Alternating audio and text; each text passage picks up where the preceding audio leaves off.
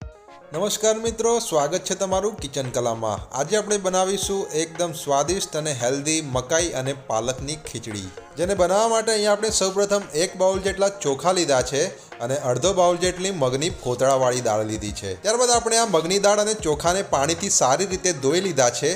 તો હવે આમાં આપણે ફરીથી પાણી રેડીશું અને ઢાંકીને એને 10 મિનિટ સુધી પલાળી રાખીશું। હવે અહીંયા આપણે 250 ગ્રામ જેટલા પાલકને પાણીથી સારી રીતે ધોઈ લીધો છે। તો હવે આપણે અહીં ગેસ પર પાણી ગરમ કરવા મૂકેલું છે। તો એની અંદર આપણો પાલક એમાં નાખી દઈશું અને 2 થી 3 મિનિટ સુધી બફાવા દઈશું।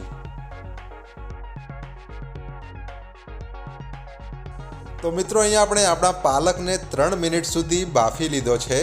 તો હવે આપણે સાવધાનીપૂર્વક એને પાણીમાંથી બહાર કાઢી લઈશું અને એક વાસણમાં કાઢી લઈશું। વાસણમાં કાઢી લીધા બાદ આપણા પાલકમાં આપણે ઠંડુ પાણી રેડીશું અને એમ જ મૂકી રાખીશું।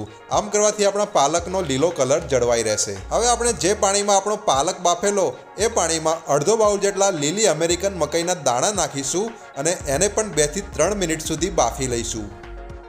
તો મિત્રો અહીંયા આપણે આપણી મકાઈના દાણાને પણ 3 મિનિટ સુધી પાણીમાં બાફી લીધા છે। તો આ રીતના એક જારા વડે અને સાવધાનીપૂર્વક પાણીમાંથી કાઢી લઈશું અને એક બાઉલમાં અલગ કાઢી લઈશું। હવે આપણે ગેસ પર એક કુકરમાં 4 ગ્લાસ જેટલું પાણી લીધું છે। તો એની અંદર આપણા પલાળેલા ચોખા અને મગની દાળ નાખી દઈશું। ત્યારબાદ એમાં 1 ચમચી મીઠું અને અડધી ચમચી જેટલી હળદર નાખીને સારી રીતે એકવાર મિક્સ કરી લઈશું।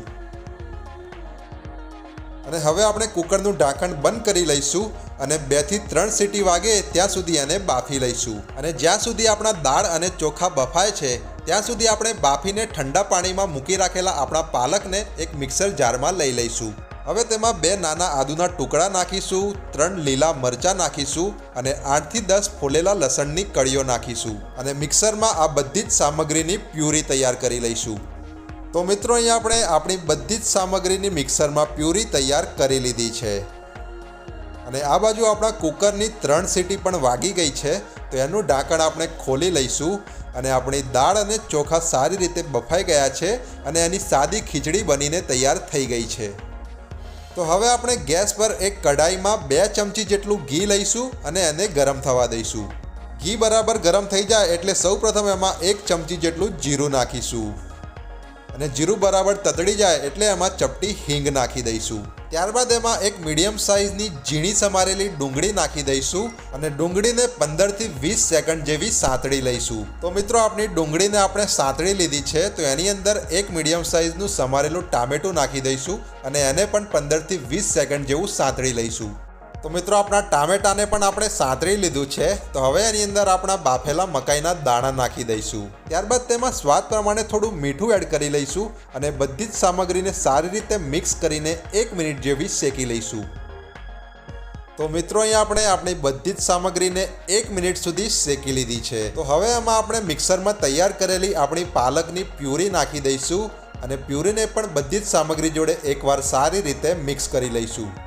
તો મિત્રો આપણી પ્યુરીને પણ આપણે બધી જ સામગ્રી જોડે એકવાર સારી રીતે મિક્સ કરી લીધી છે।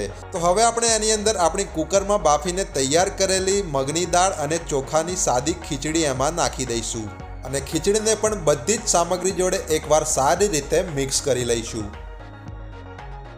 તો મિત્રો અહીંયા આપણે આપણી સાદી ખીચડીને બધી જ સામગ્રી જોડે એકવાર સારી રીતે મિક્સ કરી લીધી છે। તો હવે આપણે એને ગેસ પરથી નીચે ઉતારી લઈશું અને ગેસ પર એક વઘારિયામાં 1 થી 2 ચમચી જેટલું ઘી લઈશું અને એને ગરમ થવા દઈશું। અને ઘી જ્યારે ગરમ થઈ જાય એટલે એમાં 2 થી 3 ચમચી જેટલી સમારેલા લસણની કળીઓ નાખીશું અને ઘીમાં એમને અડધી મિનિટ જેવી સાંતળી લઈશું। અને જ્યારે આપણી લસણની કળીઓ અડધી મિનિટ સુધી ઘીમાં સંતળાઈ જાય એટલે એની અંદર આપણે 1 ચમચી જેટલો કાશ્મીરી લાલ મરચાં પાવડર નાખીશું અને એને વઘારમાં સારી રીતે મિક્સ કરી લઈશું। ત્યારબાદ આ તૈયાર કરેલા વઘારને આપણે આપણી તૈયાર કરેલી ખીચડીની ઉપર રેડી દઈશું અને સારી રીતે ખીચડીમાં મિક્સ કરી લઈશું। તો મિત્રો અહીં આપણે આપણા વઘારને ખીચડીમાં સારી રીતે મિક્સ કરી લીધો છે। તો છેલ્લે આપણે એની ઉપર લીલા ધાણા નાખી દઈશું અને ધાણાને પણ એકવાર સારી રીતે ખીચડીમાં મિક્સ કરી લઈશું। તો મિત્રો અહીંયા આપણી પાલક અને મકાઈના દાણાની પૌષ્ટિક અને સ્વાદિષ્ટ ખીચડી બનીને તૈયાર થઈ ગઈ છે। તો હવે આપણે આને સર્વ કરવા માટે એક સર્વિંગ બાઉલમાં કાઢી લઈશું। આ ખીચડી ખાવામાં જેટલી સ્વાદિષ્ટ હોય છે એટલી જ હેલ્થ માટે પણ ફાયદાકારક છે. આનો ટેસ્ટ એટલો જોરદાર હોય છે કે નાના બાળકોથી લઈને મોટાને પણ ભાવશે. તો તમે પણ એકવાર ઘરે પાલક અને મકાઈની આ ખીચડી જરૂરથી ટ્રાય કરો.